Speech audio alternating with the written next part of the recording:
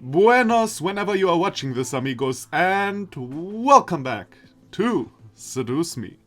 So, last time we met the hellish imp, who is apparently a devil. Who would have thought? Like, for real, did you see the pointy ears? Not really devil-like, but anyway. And yeah, he was rather ridiculous, and he used guns. The longer I think about it, the less I like that. He's a supernatural being. Why would he use guns? Can't he, like, shoot fire out of his hand or something? Like guns? Magical guns? Anyway, let's go on, shall we? This was all so confusing. Demons and devils and magic all existed, and I happened to land in the middle of it. Oh, wrong button. Yeah, as mentioned, if you watch my channel for a bit, my controller changes the controls all the time, and I don't know how and why he does that. What do we do? You're safe. You've been protected as well. Yeah, you don't say, otherwise I'd have a hole in my head, Damien, but thank you. What? What Damien's saying is that the magic that protects this place also protects you. Ah, okay, now that is a better point. Thank you, Matthew. You're useless, Damien. Your grandfather must have cast it when you last saw him or something of that nature. We can sense its aura around your body. I couldn't believe my ears. It was the third day of surprises, and this one took the cake in being the most surprising. I felt my head spin once again. What did I get myself into? Miss, please don't worry. We'll find a way to train ourselves and become stronger to finally finish this feud. Yeah, until then we'll stay here and wait until something happens to you as well. And by the way... Oh, sorry if you are here, just... That was a thing on my computer, my bad. Anyway, what was I saying? Oh yeah. Right. Now I can't leave the house anymore. You people are fucking idiots. You didn't tell me that.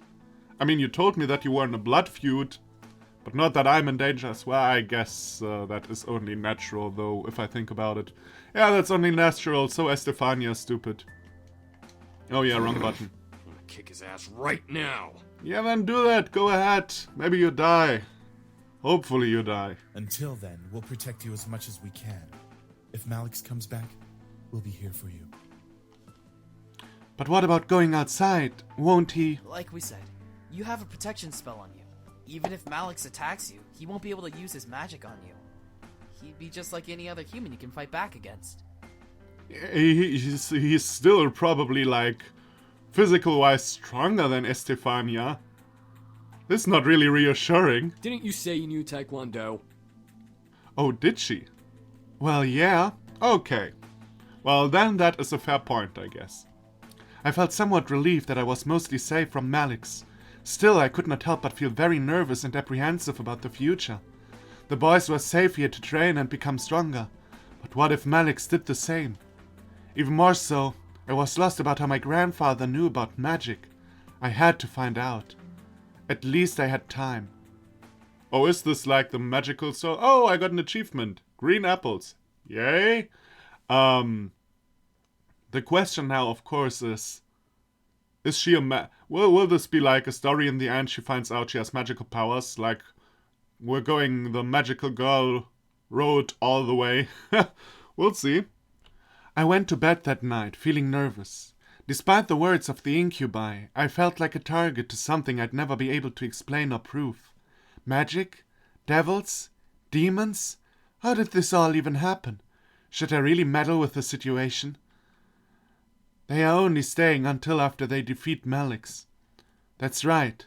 They said they'd only stay until after they defeated Malix. After that, my life could go back to normal. Temporary insanity, as Kay would say. Kay? Who's Kay? Ah, reference I don't understand? Oh, whoops. Come on, don't be mean, only because I press wrong buttons. The question was then, would I want them to leave? Oh yeah. Oh yeah, not even a question. Although, of course, it is useful to have people who clean your place up. Okay, like, Damien can stay and Matthew can stay if he's a little bit less of a whiny bitch. And they can clean up Estefania's house and the rest can go. That's how we do it, okay? Yeah. If my life went back to normal, then I'd have to care for the house all on my own. I'd get to focus on my life instead of being distracted by the boys I'd have to. My life. Where was my life going anyway? I was under pressure from my parents, with only my friends and the boys to comfort me. Without the boys, I'd have no way to hide from my responsibilities. Enough. Let's just sleep and deal with tomorrow when it comes. Defeating my sense of thought, I forced myself to sleep, unsure of what tomorrow had planned for me. Hopefully, whatever the future had for me, I would be ready for it. I promise to be with you forever. That sounded like Suzu. You're so important to me. Is that Suzu? No. Yes? No. No. No, I don't think so. Now, the second. I swear I'll give my life to you. No, okay, it isn't. Please, let me love you. I'll be by your side, always. Okay, these are these motherfuckers. I can't imagine living without you. Fuck you, Matthew. I want to be with you. Yeah, fuck you, I Damien. love you. What's that, Sam? I slowly opened my eyes, letting the voices of my dream echo in my head and force me awake. I rubbed my eyes before sitting up and looking at my clock. So, judging by that, there is a possible Yuri ending. I guess. Why would I hear women voices in my dreams that tell me I love them? And man voices as well, okay, but like, hey, I'd take Suzu over any of these fuckers any day. I'd also take Naomi. I mean, she has a few flaws, but I mean, who hasn't? But I'd take everyone over these idiots. Andrew's okay too, I guess. I don't really know yet, we'll see about that. I slowly opened my eyes, letting the voices of my dream echo in my head and force me awake. I rubbed my eyes before sitting up and looking at my clock. 7 a.m. Why am I up so early? I fell back onto the bed and closed my eyes, trying to go back to sleep. However, something kept me awake. Why? It's too early to even be alive. True that, I hate 7 a.m. I gave up and sat up, staring at the fireplace across from my bed. A sigh escaped from between my lips before I threw my legs over the side of the bed. What to do at 7 a.m. in the morning? Make some coffee. Explore the house. Work on homework. How about we explore the house? We haven't really done that yet. Yeah, where to save? I'll just use the last save file. I hope I can remember that. Alright. Yeah, so explore the house. I decided it was a good idea to wander around the house. I never really explored it much as a child, so there were bound to be new surprises. Ah, wrong button. Well, come on, feet. Let's go on an adventure. I stood and exited my room, hoping that the boys were still asleep. I began to wander the halls on my end of the house, opening each door to find what room each door led to. Oh, that is an office. First I thought it was a library. Aww, I love libraries. Quickly I found an old office. A desk and chair sat by the far side, a large bookshelf of documents and memorabilia.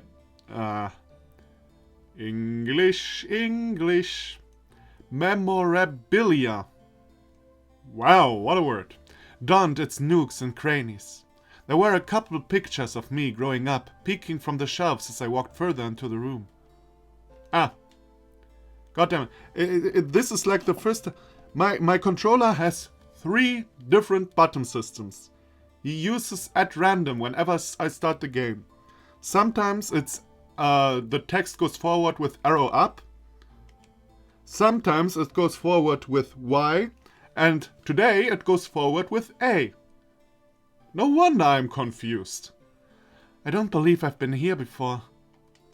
I tried to recall memories of ever seeing this room, coming up with nothing as a result. This room was new to me. Did I want to disturb the furniture? I'm curious. I gently opened the shelves and any drawers I saw in the room. And a couple of them were books, and even sewing kits. I assumed they were used for my grandfather's toys, so I left them alone. One drawer, however, was locked, no matter how many times I pulled. Come on, open! Nothing. It would not budge. The drawer beside it, though, did, revealing a laptop. Why is there a laptop in a drawer? Why not? Where do you keep your laptop? I lifted it from the drawer and carried it over to the desk and chair, opening it. It was a high-tech laptop with a retina scanner as a passlock. I was not sure whether or not to try to unlock it or not. It's probably a stupid idea.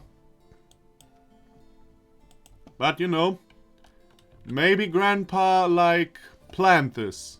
And we're also allowed to open it. And he somehow put our DNA into the computer. I don't know how that even works, so I'll just shut up and try it.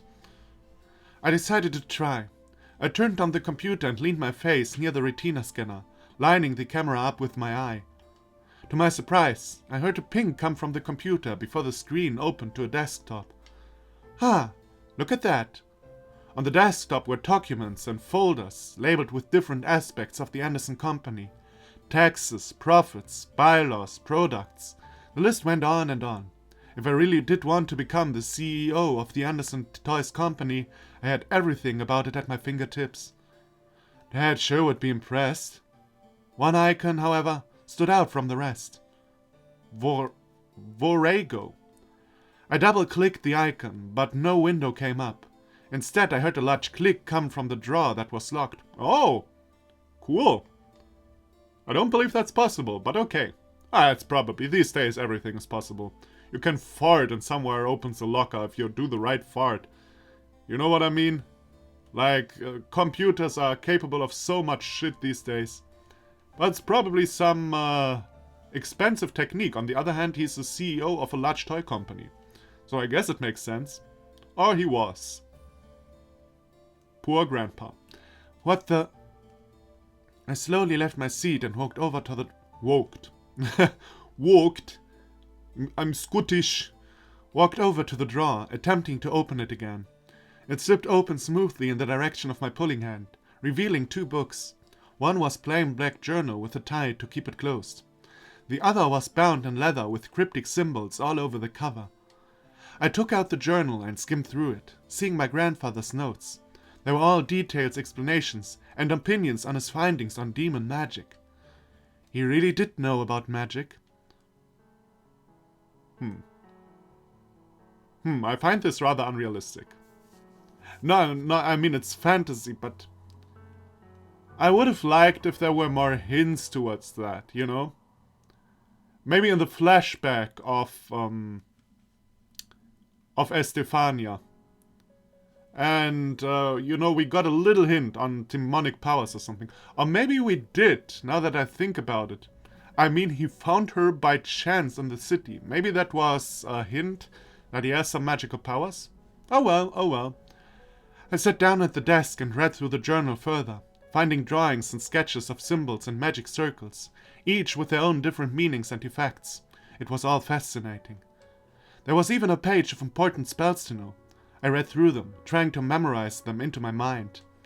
I don't know what came over me, but I started to feel more energetic and more powerful simply by reading my grandfather's notes. I was suddenly aware of the energy that surrounded my body and the power that was around the house. The more I read, the more powerful I became. However, my mind suddenly froze, and I found myself walking back to the drawer, putting the book back and closing the drawer. The lock reset, and I snapped out of it. Huh? What? I shook my head and looked at the drawer, realizing what I had done. I walked over to the desk, reopened the lock, but suddenly felt the need to stop. Something held me back. I didn't want me to pry any more that I already had. This, of course, now gives more layers to the problems the father and his son had. You know, grandfather and Estefania's father. Of course, I can't tell what yet, but it probably not only has to do with the company, but probably also with magic. But we'll see. By the way, you see the walls? I think my grandma has, like, stuff on her walls like that. No, my grandma's walls look a bit different now that I think about it, but it's similar. I was curious beyond belief, but I obeyed my thoughts for now. Eventually I would come back and look into it. Oh, another achievement. Curiosity is in the family. Yay. I returned to bed, feeling the weight of the morning drag me under my covers to try sleeping again. I had energy, but I wanted more sleep. It was Sunday, and nothing was happening today. Come on, Ice. Back to sleep. I shut my eyes and tried to slow my breathing. I looked at my phone to check the time once again. It was noon, yet it felt like I had slept for much longer. Why is time going so slowly? I sighed, got changed into normal clothes, and went out to the main hall and sat on the stairs. Sundays were very boring. However, the muffled sounds of battle caught my attention. Huh? Yeah, these idiots are probably training, I guess. I quickly went out to the backyard in response to the noise I had heard. In the yard were all 5 of the boys, practicing fighting. Sam was in the middle with the other 4 surrounding him and throwing punches and kicks at him. Sam, being the strongest of the bunch, blocked and dodged, each almost masterfully. Don't disturb them, hey. You know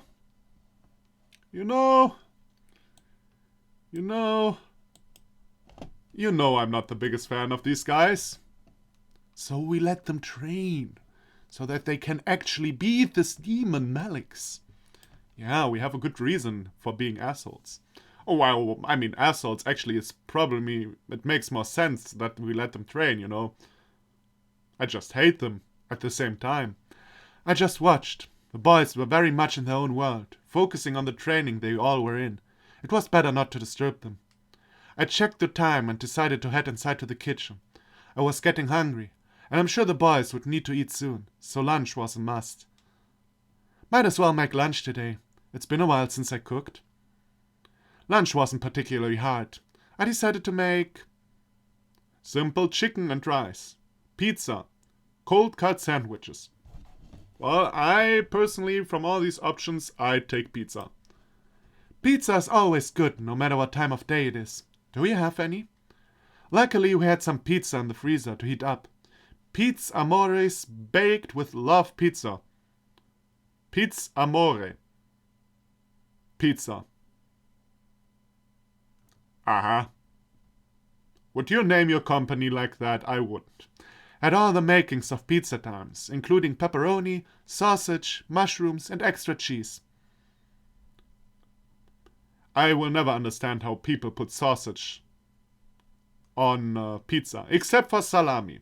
Do you call that in English like that? I don't know. Like pizza, if it is another word, I'll show it on the screen right now. But salami, god damn you, mouse. Salami on pizza is like a big thing in Germany. And when I was like 15, I found out that nobody in Italy eats pizza with salami. And I was like, what? How's this even possible? Just top it, bake it, and serve. Come on, mouse. Don't now. I wanted to leave you on the floor, but if you make noises now, I'll have to put you back up.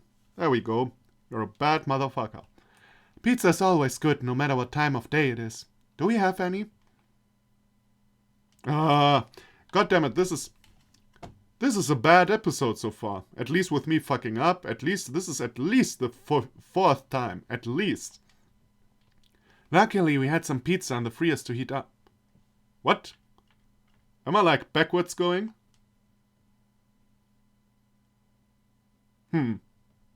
Okay, whatever.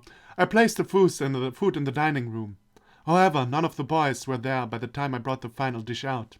I carried that dish to the main lobby, catching the boys separating into different rooms of the house. Part of me wanted to go to one in particular. The other part of me wanted to just leave them be and take the food in my hand to my room and eat. Maybe I could go out today while the boys focus on training. We make once again loose safe. Because I like to make loose safe. We save over the Dragon Company decision. I'll never find the save file again. And we go to our room and eat. Because I hate these people. I decided against bothering them. They knew where the food was. So I went to my room instead and ate alone in my room. It's not my problem. okay, I wouldn't be so bitchy about it. And actually, to be honest, if that was real life, you know what? This time I'll leave you down there, mouse. I'm gonna end the episode now. I've got enough of your shenanigans, mouse. That's all your fault. You know? If you wanna complain that this episode is only 20 minutes, go complain to my mouse. It's all his fault. Its fault. Her fault.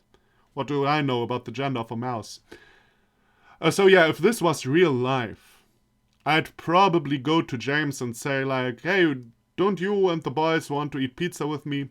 But I know how these games work. If I now go to Damien, Matthew, James, Sam, Eric, it will be like, yay, point on my heart chart. But I don't want to go to one in particular. I would eat with them all together, and then all is good, you know. But that wasn't an option, so I prefer solitude.